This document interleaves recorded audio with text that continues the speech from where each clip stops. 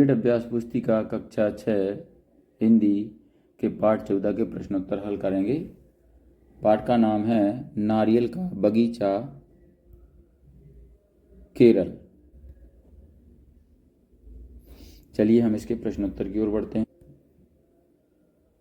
तो यहाँ पर बहुविकल्पीय प्रश्न दिए हुए हैं। बहुविकल्पीय प्रश्न में सबसे पहले है प्रश्न नंबर 1, गोंडी नृत्य किस राज्य का पारंपरिक नृत्य है? Option A Kerala, option B Madhya Pradesh, option C Assam, option D Uttar प्रदेश।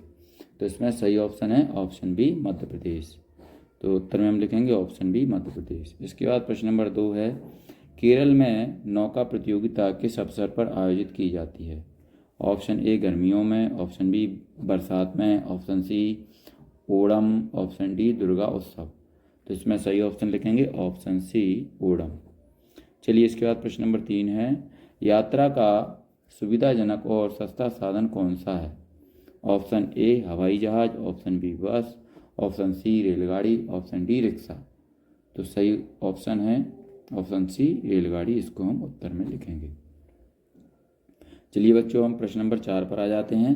प्रश्न नंबर 4 में पूछा है, मलयाली कहते हैं ऑप्शन ए कश्मीर के लोगों को, ऑप्शन बी केरल के लोगों को, ऑप्शन सी मणिपुर के लोगों को, ऑप्शन डी मेघालय के लोगों को।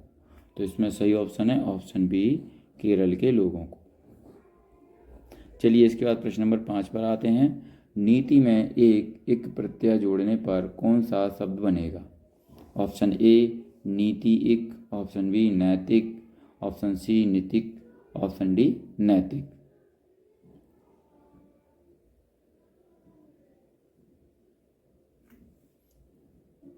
तो यहाँ पर ये हमारा ऑप्शन डी सही है।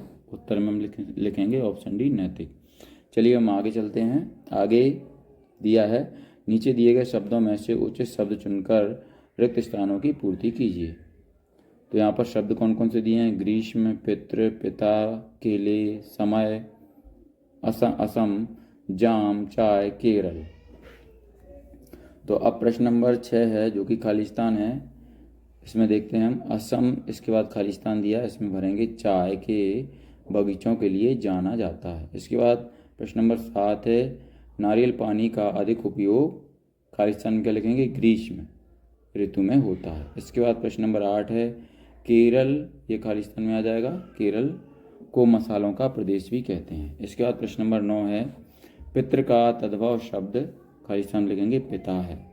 इसके बाद प्रश्न नंबर 10 है, नारियल के समान खालिस्तान लिखेंगे जाम के पेड़ का भी धार्मिक और सांस्कृतिक महत्व है।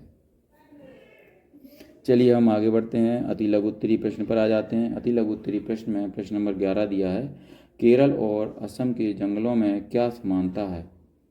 उत्तर में लिखेंगे केरल के जंगलों में असम के जंगलों की तरह खूब पशु पाए जाते हैं तथा यहाँ भी चाय की खेती होती है। इसके बाद प्रश्न नंबर 12 है, दक्षिण भारत में प्रचलित प्रिय भोजन कौन सा है?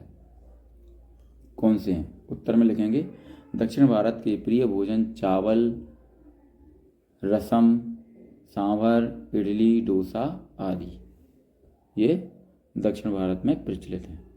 चलिए प्रश्न नंबर 13 पर आते हैं, केरल को भारत का नंदन वन क्यों कहते हैं?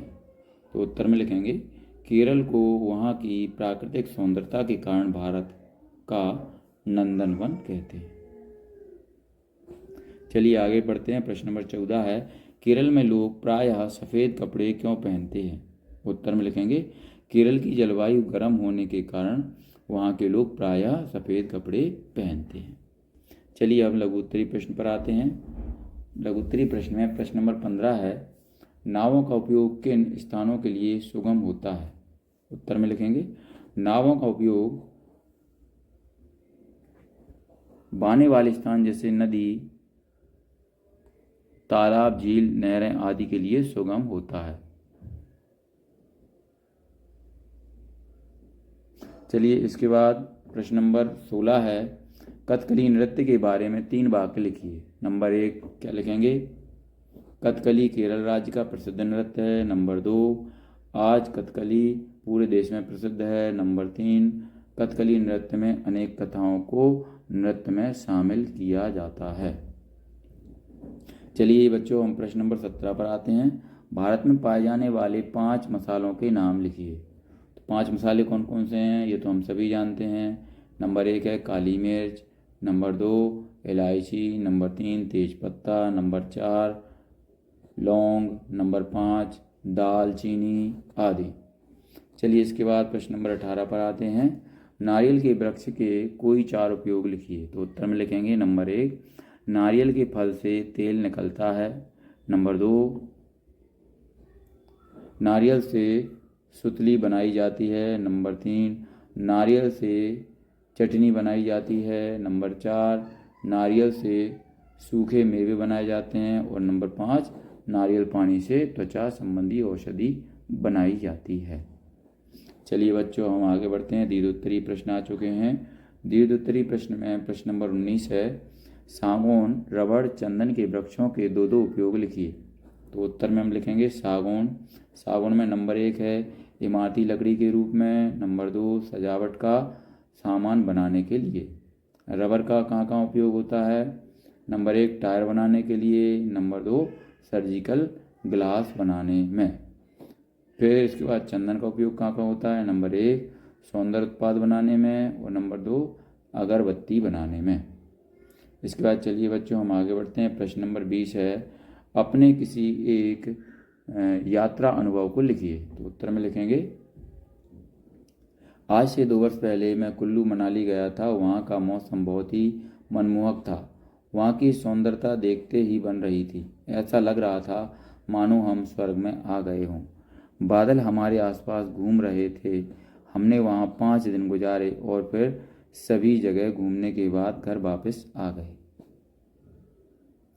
तो बच्चों, यहाँ पर ही हमारा पाठ 14 समाप्त हो चुका है। अगर आपको हमारा ये वीडियो अच्छा लगता है तो इसको लाइक करें, अपने दोस्तों के साथ शेयर भी करें। अगर आप हमें कोई सुझाव देना चाहते हैं तो कमेंट बॉक्स में लिखें। इसी तरीके के और भी वीडियो पाने के लिए हमारे इस चैनल को सब्सक्राइब करना ना भूलें। धन्यवाद।